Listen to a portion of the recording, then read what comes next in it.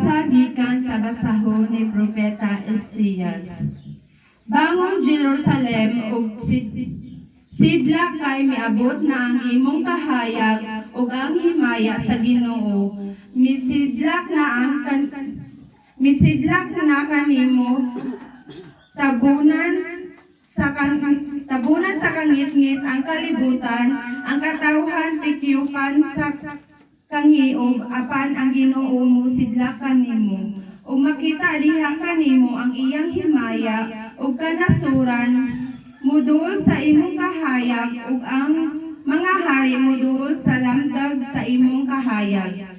Tan-awa ang imong palibot, makita mo nga nagtigom na sila ug muduol kanimo. Gikan sa layong dapit mangabot ang imong mga anak lalaki ug uguson ang imong mga anak babayi. Malipay ka gayud inig kakita nimo niini.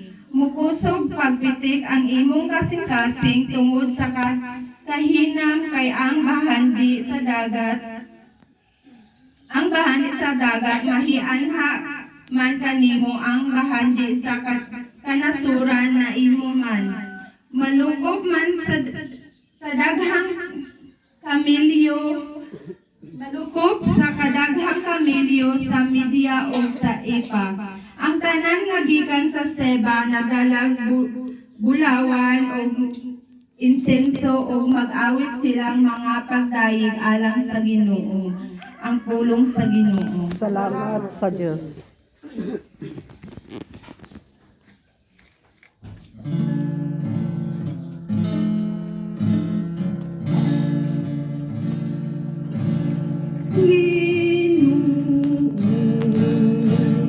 Ang tanang nasud sa yuta, nagsimba kanimo.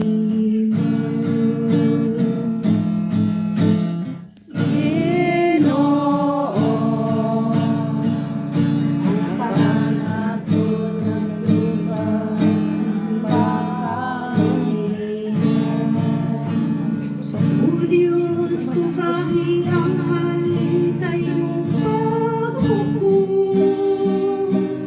ug sa imong katarong ang anak sa hari.